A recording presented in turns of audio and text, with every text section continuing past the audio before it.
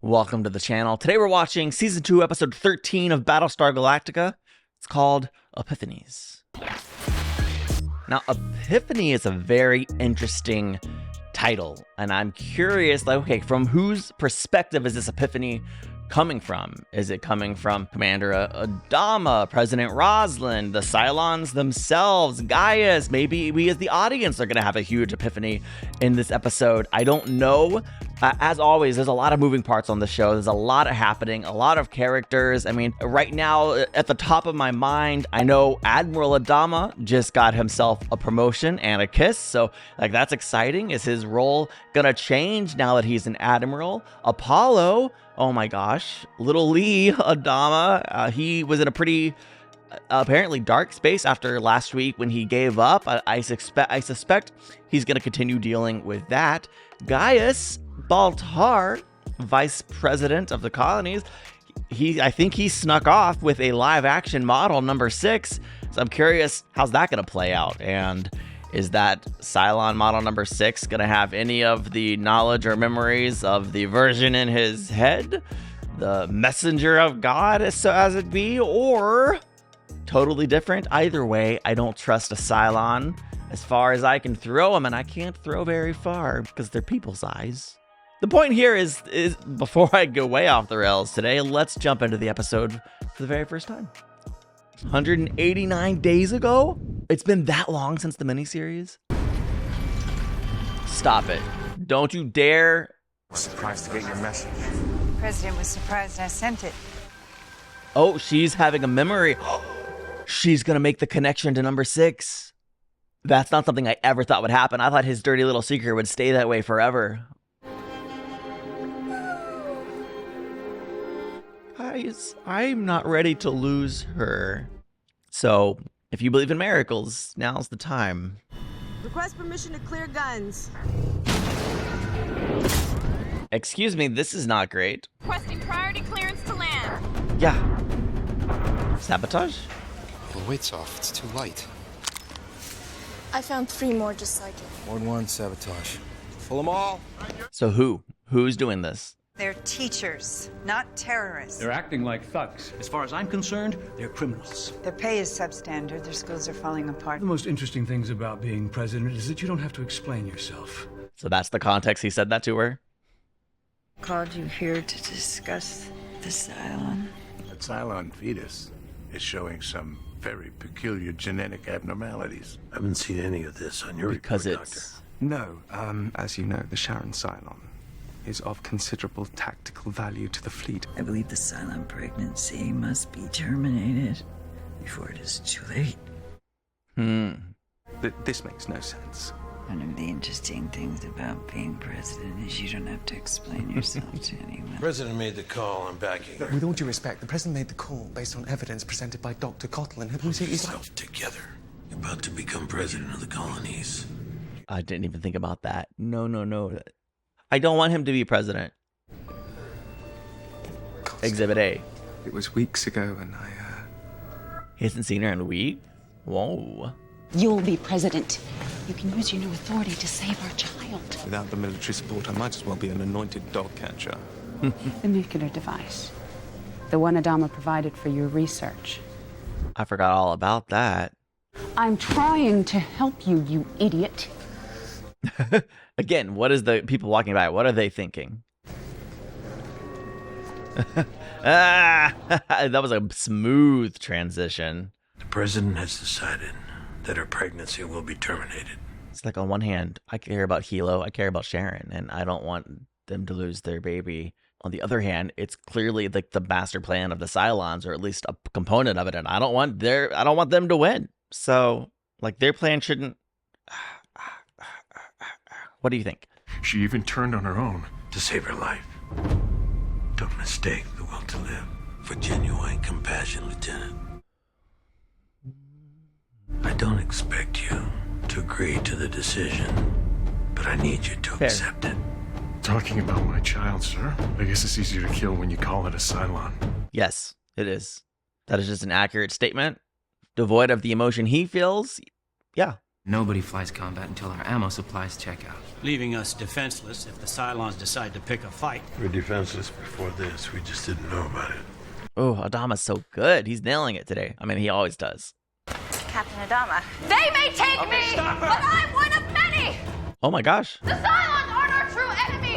It's a military that refuses to negotiate! Is she a Cylon or a Cylon sympathizer? Both of those would have interesting implications. Is there a Cylon cult going on inside of the colonies? Manifesto. Cylon sympathizers. Just had no idea they were disorganized. I had no idea they existed. What the heck? I'm actually kind of shook by that, to be honest. I am Roy Anyahi. The people in this movement are following an idea, not a leader. Peace with the Cylon. You want us to surrender? Peace with the people who killed 99.9% of humanity? Yeah, I'm not on board with the sympathizers. I haven't seen much of you since your spacewalk. What's this? Daru Mozu. Atilium refinery. Somehow President Roslin considers it a threat to the fleet. It can't just be that. I've done nothing but help them since I've come here. Why can't it just be that? I think they're still afraid of you. Afraid. Sharon, don't prove them right. What is she gonna do? I'm trying to take my baby! Sharon, look at me. Let's go. Hey, be easy with her. Be easy with her. How? I respect that you want to look out for her, but she's not behaving in a way that you should be easy with her. I do this for my children and for the children that will follow them. Oh no, oh no, oh no. Are we losing a ship that refines Tilium? Because that sucks. The Tilium ship's just a taste of what's in store unless someone starts listening! Is that your idea of peace? Is this man a Cylon? Or somewhere a Cylon is behind this Cylon sympathy? It's tradition for outgoing presidents to leave a letter for their successor. Man. I understand. Thank you.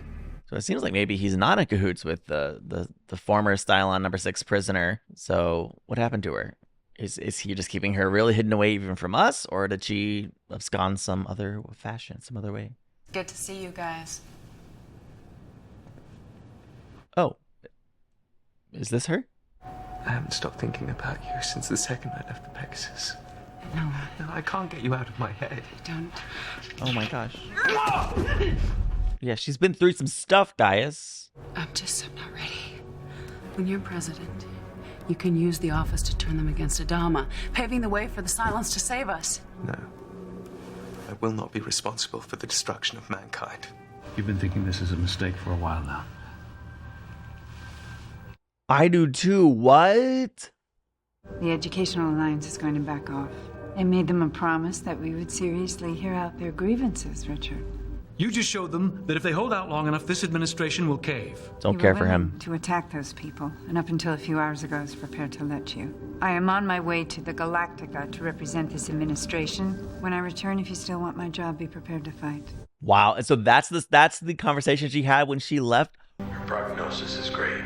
Pray for our president. I'm so invested, I almost want to stop the episode and start praying myself, but this is, pre-recorded, so.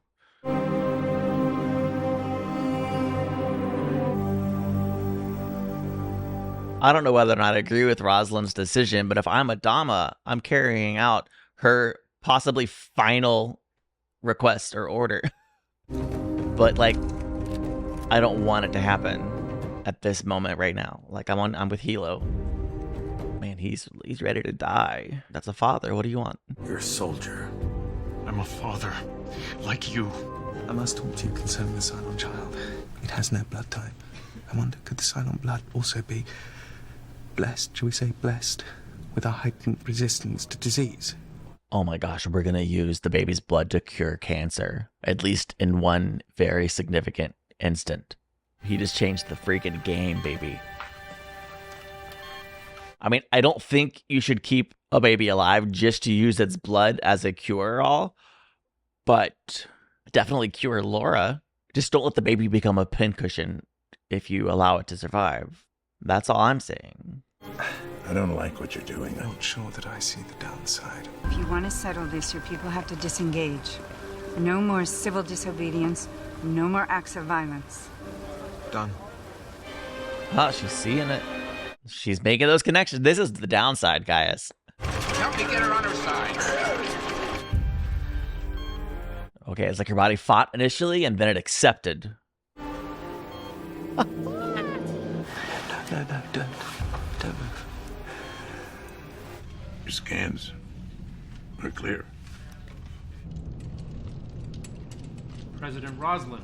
Before we can even begin to talk, I need your personal assurance that there will be no more attacks. You can't argue with the determination in this woman's eyes.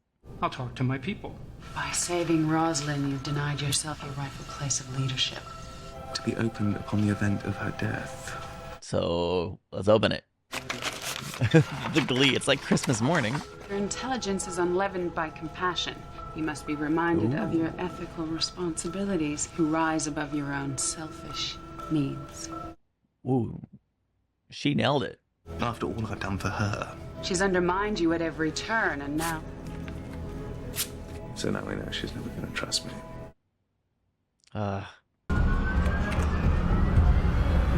She'll never be open to negotiating with the Cylons. I disagree. Correct. She's right. Baltar? He asked to meet with me, and he offered the contents of this case as proof of his sincerity. What's in it? Is it the nuclear warhead? Because that would be a very unfortunate event. It's the nuke. I cannot believe he did that. Guys, I don't want the Cylon sympathizers to have a nuclear device. Unsurprisingly, we had quite the eventful episode, which presented several potential moral quandaries yet again and again, as this show is prone to do. Please let me know your thoughts on any of the things that were presented in this episode. But of course, please make sure you're only presenting thoughts and opinions based on what we've seen and learned up until now. No spoilers, please. First of all, Roslin made a fascinating choice to terminate the Cylon human pregnancy. And I talked about it during the episode, so I don't need to expound too much here, but my thoughts haven't changed, right? Like, there's that on one hand, I'm so much a fan of Hilo and Sharon, you know, like I don't want them to go through that pain of losing their baby or having their baby forcefully taken from them. That just seems so horrible and horrific. I don't want that for them, but at the same time, I don't want the Cylons' plans to move forward. And this baby being such a key component of their plan, it does worry me of what the potential implications there. It kind of feels like a victory for the Cylons that this baby is going to be birth. And so I just have that mixed feelings, that central conflict within me. And one day when I finish this series, I will know what the right choice should have been. Right? Probably. Maybe I won't. I don't know. But it's fascinating. And I love that the show has presented these situations and these circumstances where it's like, yeah, I can see both sides. I don't know. I don't know what to feel or what's right.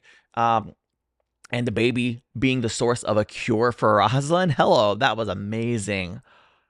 I was thinking this morning before watching this, like, Roslin's been deteriorating. I don't think they're going to kill her off because she's such a vital component, a vital part of the show.